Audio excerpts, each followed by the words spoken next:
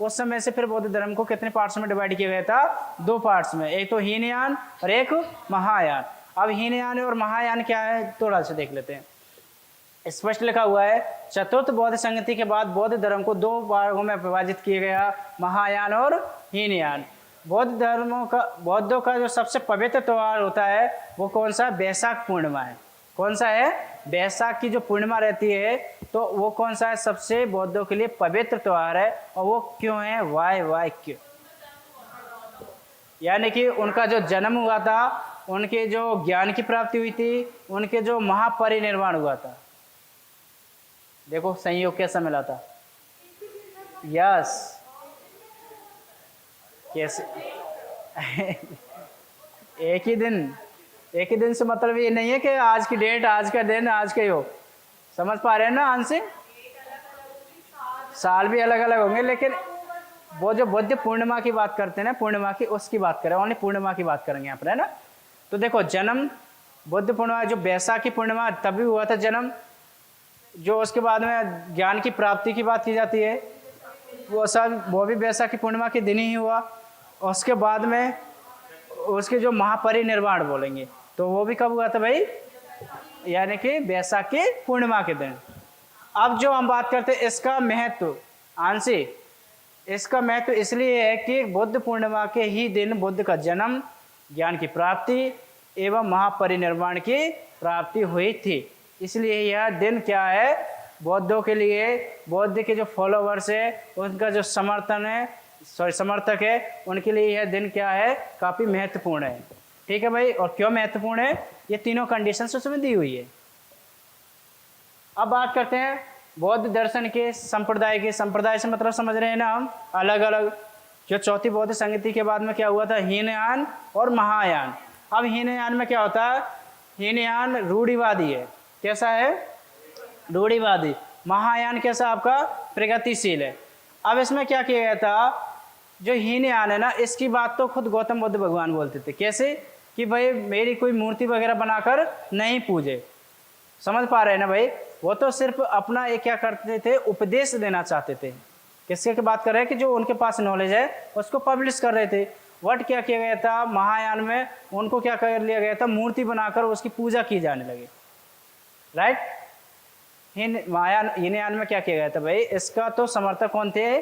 गौतम बुद्ध की विचारधारा यही थी कि भाई उनके पास जो ज्ञान है उसको क्या किया जाए? उपदेश के द्वारा उनको दिया जाए। और उनके जो अन्यायी थे ना, कौन के? हीनयान के, तो उन्होंने पाली भाषाओं में ही उनके ग्रंथ लिखे थे।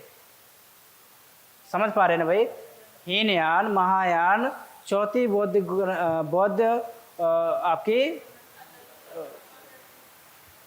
चौथी आपकी बौद्ध संगति हुई थी ना, उसमें क्या कर दिया गया था? 2 पार्ट्स में डिवाइड किया, हीनयान और महायान। हीनयान में क्या बताया था मैंने आपको अभी? कि भाई इनों के जो ज्ञान था उनको किसके द्वारा दिया जाने की बात करते हैं? उपदेशों के द्वारा। ठीक है, ना कि उसको मूर्ति बनाकर पूजा जाए। जबकि महायान में जो लोग बटे हुए थे ना, उन्होंने क्या किया? कि विष्णु का अवतार बताया था। किसको? गौतम बुद्ध को। और उनकी मूर्ति बनाकर पूजा की जाने लगी। तो और उन्होंने जो ग्रंथ भी लिखे थे ना, वो किस भाषा में लिखे थे? संस्कृत भाषा में लिखे थे। हीनयान में किस भाषा में लिखे थे? पाली भाषा में। जो कि भगवान गौतम बुद्ध ने भी अपने उपदेश दिए थे, वो किस में दिए थे? पाली भाषा में दिए थे। लेकिन जो हम महायान की बात कर रहे हैं, तो महायान में भी किस भाषा की बात की जाती है? संस्कृत की। उन्होंने जो भगवान गौतम बुद्ध को क्या किया था? मूर्ति बनाकर पूजा गया था उसमें। ठीक है, दिया हुआ इसमें। यानी बुद्ध को एक मानव के रूप में मानते थे। जैसे कि बुद्ध वही है कि बुद्ध क्या है? एक मानव है और उनके पास सत्य का जानकर उन्होंने दिए थे, ना कि वो एक भगवान है कि उनके वही मूर्ति बनाकर पूजा जाए। ये मानना कौन का था? ओनली हीनयान का। महायान की बात करें तो वो मूर्ति बनाते थे। मूर्ति बनाने के दिन जैसे कि अभी जो सिस्टम चल रहा है, इसी प्रकार से उन्होंने जो ग्रंथ भी लिखे थे वो कौन सी भाषा में लिखे थे भाई? संस्कृत भाषा में। समीर समझ में आया यहाँ तक? आपको आगे बढ़े? हाँ बिल्कुल। लेकिन वो पूछते नहीं है भैया इसके बारे में। मैंने कई क्वेश्चन नहीं पढ़ा था प्रीवियस में, किस तरह के क्वेश्चंस पूछा हो। आर्ट एंड कल्चर में पूछते हैं। बिल्कुल। यानी कि जब हम आर्ट एंड कल्चर पढ़ते हैं ना, उसमें इनको पूछता है ना, आर्किटेक्चर के बारे में उसमें पूछता है।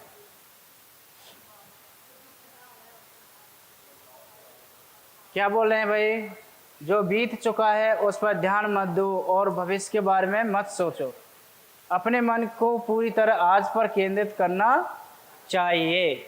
समझ पा रहे हैं भाई, यानी कि जो बीत गया है उस पर हमें ध्यान देना नहीं चाहिए, और जो निकल गया है उस पर भी ध्यान नहीं देना चाहिए, जो आने वाला है उस पर भी हमें ध्यान देना नहीं चाहिए। हमें किस पर जीना चाहिए, वर्तमान में।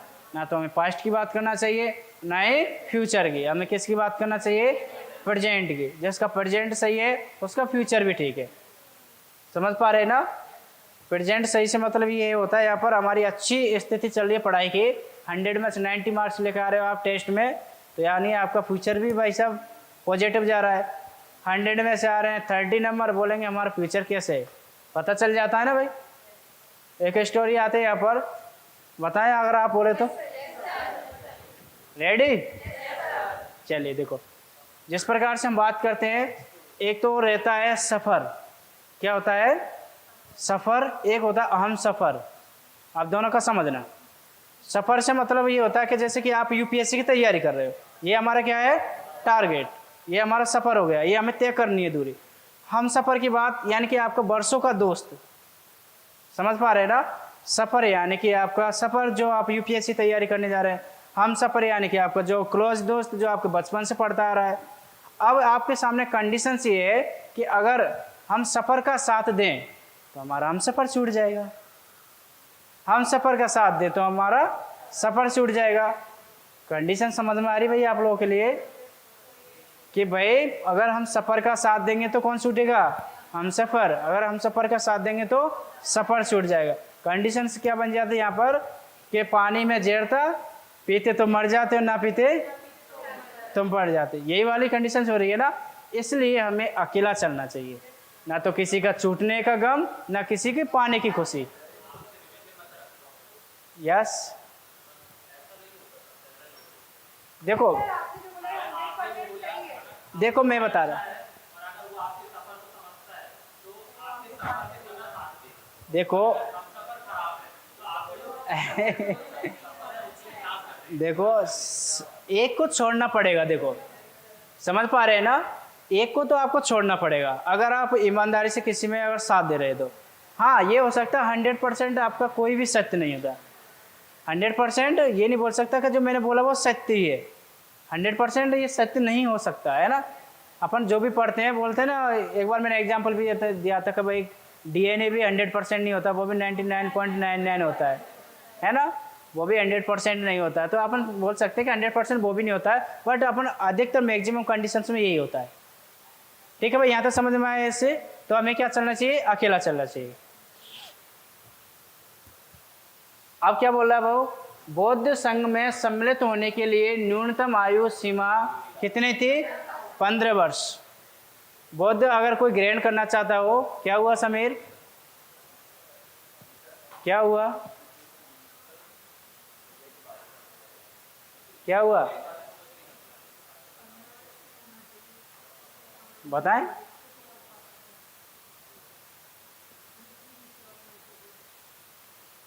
चलिए कोई बात नहीं, ध्यान रखें नेक्स्ट बार, है ना।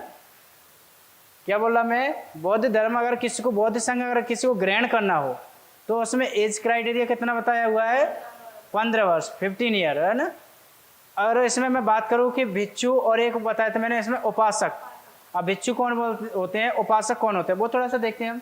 बौद्ध धर्म के प्रचार के लिए जिन्होंने संन्यास ग्रहण किया हो उन्हें क्या बोला गया, भिक्षुक। यानी कि उन्होंने बिल्कुल ही संन्यास ग्रहण कर लिया, मतलब साधु बन गए हैं। और क्या है, अपने उन्होंने गृह त्याग कर दिया, अपना घर का भी क्या कर दिया, उन्होंने त्याग कर दिया, सेक्रीफाई कर दिया। उनको क्या बोला गया था यहाँ पर, भिक्षु बोला गया था, है ना, भिक्षुक। और जो सिर्फ घर अपना गृह जीवन जीकर और बौद्ध धर्म को क्या कर रहे थे, फॉलो कर रहे थे, मतलब घर में रहकर सिर्फ किसको फॉलो कर रहे थे, बौद्ध धर्म को, वो क्या कहलाए थे यहाँ पर, उपासक। जैसे कि देखो, गृहस्थ जीवन व्यतीत करते हुए, गृहस्थ जीवन से मतलब अपना गृह जीवन जीने के बावजूद भी क्या कर रहे थे, वो अपना जीवन यापन जीते हुए भी बौद्ध धर्म को फॉलो कर रहे थे ना, वो किस में आ जाएंगे, आपके उपासक में आ जाएंगे, है ना। बौद्ध धर्म का अपनाने वालों को उपासक कहा गया था। तो तीनों पॉइंट समझ में आए भाई?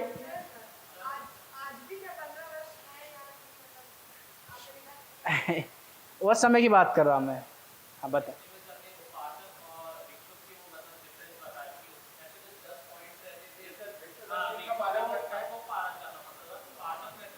बिल्कुल, अगर हम बच्चों के और डिटेल्स में देखें ना, कोई सारी चीज़ें उसमें अभी आगे पढ़ेंगे हम, इसका और डिटेल्स में 10 पॉइंट बताएंगे उसमें, तो उसमें आगे देखें। बिल्कुल उस समय बताया होगा सर ने। तो ये समझ में आया भाई कि बच्चे कौन होते हैं, उपासक कौन होते हैं? अब इससे संबंधित ये फैक्ट है, तो इनको भी याद रख सकते हो आप लोग, है ना। क्या फैक्ट है इसमें? हाँ, तो जैसे गौतम बुद्ध से संबंधित कुछ प्रतीक है। हाथी गर्भ में आने का प्रतीक, यानी कि आपने सुना होगा कि जैसे राहुल का जन्म होता है महामाया गौतमी यशोधरा नहीं, जन्म उसका सिद्धार्थ का, महामाया देवी थी, उनके यहाँ पर जो जन्म होता है तो उनको एक सपना आता है, सपने में उनके हाथी आता है, हाथी हो तो उनके शरीर में प्रवेश करता है, तो बोलते हैं इससे क्या है, वो फिर वो प्रेग्नेंट हो गई, है ना। इस तरह के उनका जो संकेत की बात की जाती है तो इससे रिलेटेड है वो, है ना। तो यहाँ पर बताया गया हाथी गर्भ में आने का प्रतीक बताता है, कमल जन्म का प्रतीक, साढ़ यौवन या प्रतीक बोले तो यंग अवस्था की बात करता है। कभी कभी पूछ लेता भाई, है ना। घोड़ा गृह त्याग, जैसे घोड़ा से गए थे तो गृह त्याग से संबंधित क्या है, तो आपका कौन सा प्रतीक है? घोड़ा। समृद्धि, विकास, शेर। प्रथम उपदेश चक्र जो हम पढ़ते थे ना, जो उन्होंने प्रथम उपदेश दिए तो वो धर्म चक्र परिवर्तन कहलाया था, ठीक है। इसी प्रकार से मृत्यु को कहा गया था यहाँ पर महापरिनिर्वाण। इसी प्रकार से हम बात करते हैं बोधि वृक्ष, यहाँ पर क्या है, उनको क्या ज्ञान की प्राप्ति हुई थी, ठीक है भाई। कौन बुद्ध के जीवन में ही संघ प्रमुख होना चाहता था, यानी कि जो बौद्ध धर्म के संघ की बात की जाती है ना, उसका प्रमुख भी खुद बनना चाहता था। ऐसा कौन था? बिल्कुल गुड, यानी कि देवदत्त। देवदत्त कौन था? गौतम बुद्ध का चचेरा भाई था। वो क्या है, इनको संघ, गौतम बुद्ध को क्या है, संघ से यानी कि बौद्ध संघ से हटाकर इसका प्रमुख खुद बनना चाहता था।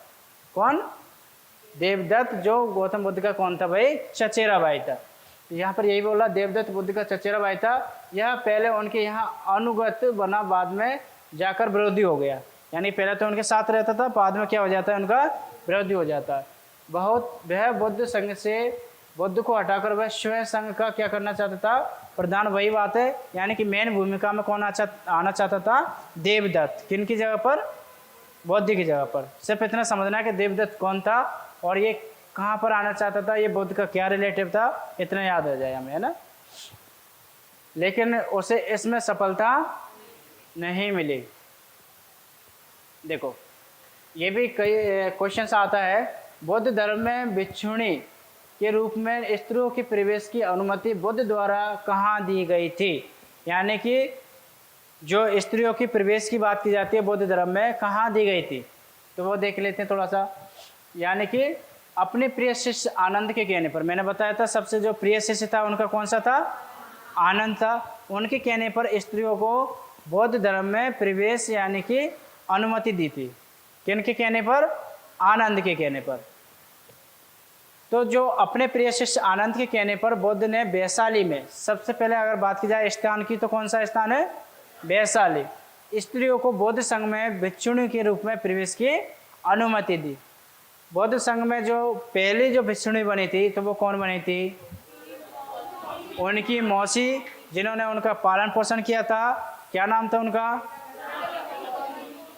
प्रजापति गौतमी। बौद्ध धर्म में सबसे पहले स्त्रियों में भिक्षुणी बनने वाली एक महिला थी। कौन थी? प्रजापति गौतमी, जो भगवान गौतम बुद्ध की क्या थी?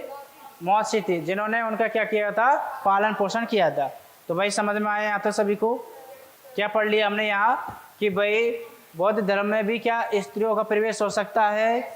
हो सकता है। तो इसका जो सलाह की बात की जा सकती है, जो इनके प्रिय शिष्य कौन थे? आनंद थे। आनंद ने के कहने पर क्या कर लिया था? गौतम बुद्ध ने बौद्ध दर्शन में, बौद्ध धर्म में स्त्रियों का भी क्या कर दिया, उसमें प्रावधान कर दिया, प्रवेश कर लिया कि भाई स्त्रियां भी क्या बन सकती हैं, भिक्षुणी बन सकती है। जो भिक्षुणी बनी थी सबसे पहले तो वो कौन बनी थी, प्रजापति गौतमी, जो बौद्ध की कौन थी, मौसी थी। और किस स्थान की बात करें यहाँ पर, ये आपका है वैशाली की। ठीक है भाई, यहाँ तक क्लियर है ये पॉइंट सभी को? ओके, अब देखते हैं हम बौद्ध साहित्य, किसके बारे में देखते हैं, बौद्ध साहित्य के बारे में देखते हैं। क्या है बौद्ध साहित्य, थोड़ा सा इसके बारे में देखते हैं। साहित्य क्या है?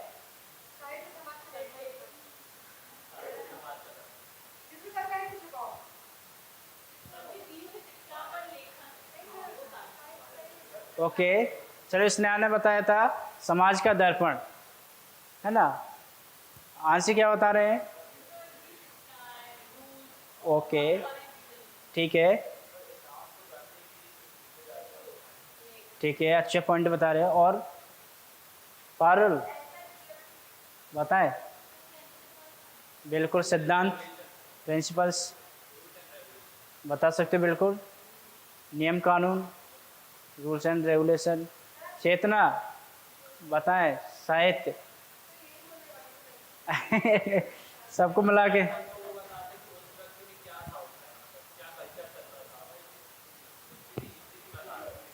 बिल्कुल, देखो सभी के पॉइंट उसमें इंक्लूड किए जाते हैं, यानी कि पूर्व घटना को का अवलोकन करना। ठीक है, यानी कि सभी ने बताए थे पॉइंट, इनका उद्देश्य एक ही है।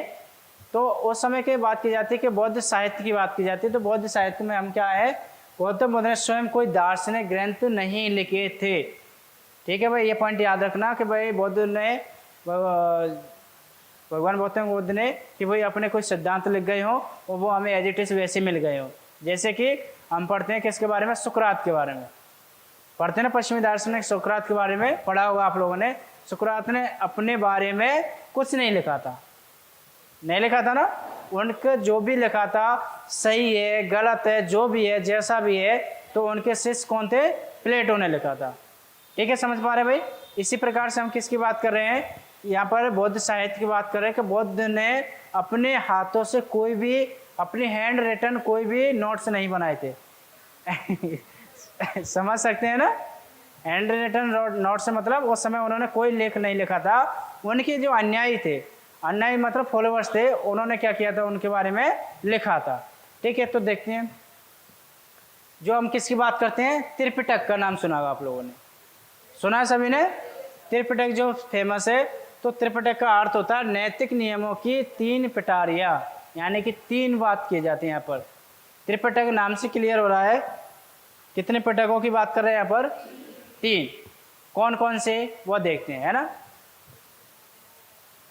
विनय पिटक, सुत्त पिटक, अभिधम पिटक। देखे, थोड़ा सा गौर करें इस पर,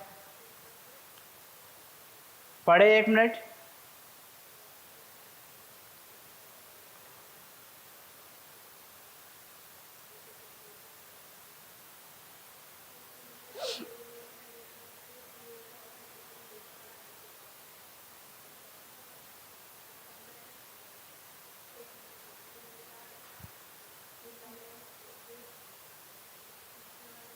पढ़ लिया सभी ने, क्या समझ पाए?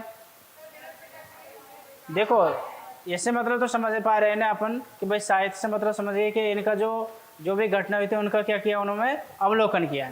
अब इसमें 3 बताया उन्होंने, एक तो विनय पिटक, एक आपका शुद्ध पिटक और एक आपका अभिधम पिटक। ठीक है भाई, तो विनय पिटक में क्या बोले, विनय पिटक में संघ के आचार्य विचारों का संकलन है। जैसे हम बात कर रहे थे ना, अभी संघ की बात कर रहे थे ना, है ना, किस प्रकार से इसका आचार विचार से संबंधित है, जो भी उसमें मिलेगा वो किस में मिलेगा, विनय पिटक में। जैसे हम बात कर रहे हैं ना कि संघ में जो मेन भूमिका में अभी कौन आना चाहते थे, देवदत्त, है ना, मेन जो भूमिका में। इसी प्रकार से अब हम बात करें यहाँ पर सुत्त पिटक की, सुत्त यहाँ पर ये रॉन्ग हो गया, इसको सही कर लेना आप लोग, है ना। सुत्त पिटक में बुद्ध के उपदेश एवं वार्तालापों का विवेचन किया हुआ है, स्पष्ट दिया हुआ है कौन कौन से उपदेश दिए थे उन्होंने, तो इनका उल्लेख किस में किया हुआ है, ओनली सुत्त पिटक में किया हुआ है। ठीक है भाई, इसी प्रकार से मैं बात करूँ यहाँ पर अभिधम पिटक की, तो अभिधम पिटक बुद्ध के उपदेशों पर आधारित दार्शनिक नियमों का संग्रह है। इसमें किसकी बात कर रहे हैं, फिलोसफर्स की बात कर रहे हैं, फिलोसॉफी। क्या हुआ विश्वास, चिंतन मनन करने लगे क्या? देखो है ना, अभिधम्म की बात करें तो किस में बात करें यहाँ पर, दार्शनिक की। और सुत्त पिटक की बात करें तो यहाँ पर उपदेश की। अगर मैं विनय पिटक की बात करूँ तो यहाँ पर रूल्स एंड रेगुलेशन बता सकते हो, उसके संघ की बात बता सकते हैं ना। तो इस प्रकार से त्रिपिटक के बारे में बौद्ध साहित्य में उनके जो अन्यायी थे उन्होंने इस तरह से बताया था कि इस ग्रंथ में क्या लिखा हुआ है, इस ग्रंथ में क्या लिखा हुआ है, इस ग्रंथ में क्या लिखा हुआ है। क्यों होगा भाई? देखो अगर अभिधम्म पिटक की बात करें तो इसमें किसकी बात करें, दार्शनिक नियमों की। दार्शनिक से मतलब समझ रहे हैं ना, जैसे इंग्लिश में बोलता हूँ फिलोसफी, है ना, इससे संबंधित रिलेटेड है। जबकि ऊपर वाले में फिलोसफी की तो बिल्कुल बात ही नहीं की है, उसमें तो शब्द नहीं आता। दोनों में डिफरेंट हुआ है नहीं हुआ, तो उसमें तो बिल्कुल उसमें बात ही नहीं कर रहा फिलोसफर की। तो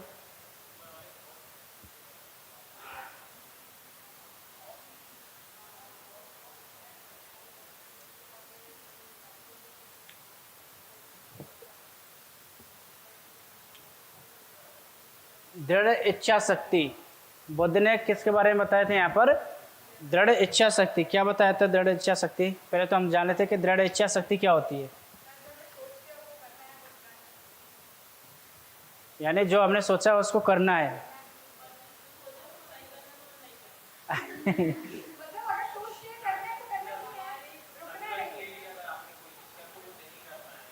बिल्कुल हो सकता है ना, जैसे कि उन्होंने इसने ने बताया तो उसको पॉजिटिव वे में बता दिया, अगर आंशी से पूछे तो उसने नेगेटिव में बता दिया, है ना। यानी कि ये फुली पॉजिटिव, ये फुली नेगेटिव, न्यूट्रल तो नहीं है ना, हाँ ना। तो यानी कि आपने किसी के प्रति क्या ले लिया, दृढ़ ले लिया है, नहीं मुझे तो ये करना है तो करना है, मुझे कोचिंग जाना है तो जाना है, ये हमने क्या ले लिया, एक संकल्प ले लिया। और किसी ने संकल्प ले लिया, आंशी ने माना कि मुझे कोचिंग नहीं जाना है तो नहीं जाना है।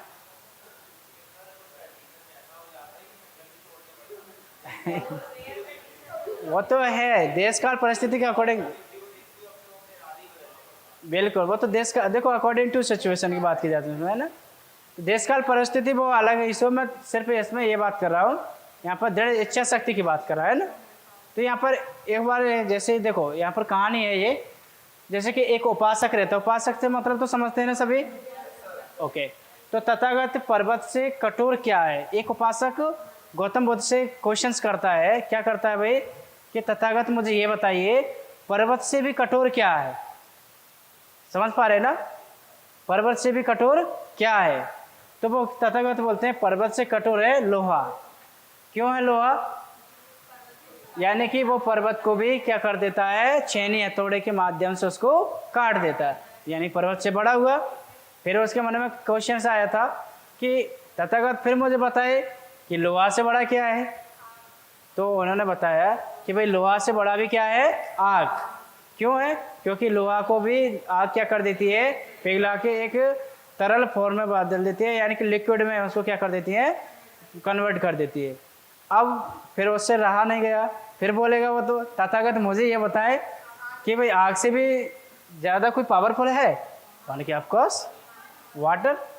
भाई कितना भी अगर अच्छे से ज्वाला जल रही हो तो उसको अगर पानी में, सॉरी ज्वाला अगर जल रही हो उसमें अगर पानी डाल दे तो बिल्कुल उसमें भस्म हो जाती है। तो यानी कि यहाँ पर क्या हुआ था, पावरफुल पानी। अब जो उपासक था ना उसके मन में जिज्ञासु जानी थी, क्यों ना हम इसके एंड तक देखें, कभी ना कभी तो और आएगा ना। तो यानी कि कहीं ना कहीं इसका अंतिम पॉइंट आएगा। तो बोल रहे कि भाई और क्वेश्चंस पूछते हैं हम तथागत जी से। तो बोलते हैं कि भाई पानी से भी कठोर, कठोर नहीं बोलेंगे यहाँ पर, पानी से कठोर क्या, हाँ तो पानी से, फिर तथागत बोलते हैं पानी से कठोर है हवा। क्यों? क्योंकि हमने पढ़ा था क्लाउड के बारे में पढ़ा था, क्योंकि जहाँ पर अगर बारिश हो रही हो, अगर वहाँ पर तेज़ बारिश हो रही हो तो बादल को भी उड़ा के ले जाए, ऐसा ही पढ़ते हैं ना हम। तो यानी कि पानी से कठोर क्या हुई थी आपकी, हवा। अब हवा से भी कठोर, अब यहाँ पर लास्ट पॉइंट आ जाएगा। तो तथागत हवा से कठोर क्या है, उपासक क्या बोलते हैं, तथागत हवा से भी कठोर क्या है। तो तथागत क्या बोलते हैं, उपासक कि दृढ़ इच्छा शक्ति, यानी कि तथागत बोलते हैं उपासक से हवा से कठोर है मनुष्य की इच्छा शक्ति। क्या है भाई, समझ पा रहे हैं ना इस पॉइंट को? यानी कि हवा से भी क्या है, कठोर इच्छा शक्ति। दृढ़ इच्छा शक्ति जितनी कठोर होगी मनुष्य उसके द्वारा बड़ी से बड़ी बाधाओं को पार कर सकता है। समझ पाए भाई? स्टार्ट में क्या बोला था ये कि भाई पर्वत पठार से, पठार भी नहीं आएगा, बोल सकते पर्वत से भी कठोर क्या है, लोहा, जो पर्वत को काट सकता है, पत्थर को काट सकता है। लोहा से भी कठोर क्या है, आग, आग से कठोर क्या है, पानी, पानी से कठोर क्या है, हवा, हवा से कठोर क्या है, इच्छा शक्ति। ठीक है भाई, इस तरह से उस उपासक को सेटिस्फाई किन्होंने किया था, गौतम बुद्ध ने। अब यहाँ तक ही पढ़े, यहाँ पर आगे बढ़े, बताए भाई 9:30 हो गए। फिर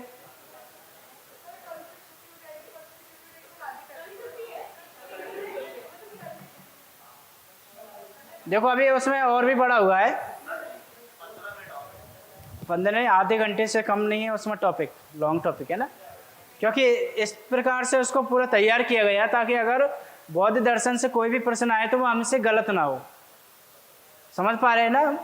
चाहे तो हम इसको 1 घंटे में भी कंप्लीट कर सकते हैं और चाहे तो हम इसको 2-2.5 घंटे में। क्यों 2-2.5 घंटे में? इसलिए करना पड़ेगा क्योंकि इसमें कई सारी चीज़ें अपन को डिटेल से में देखनी पड़ती है ना।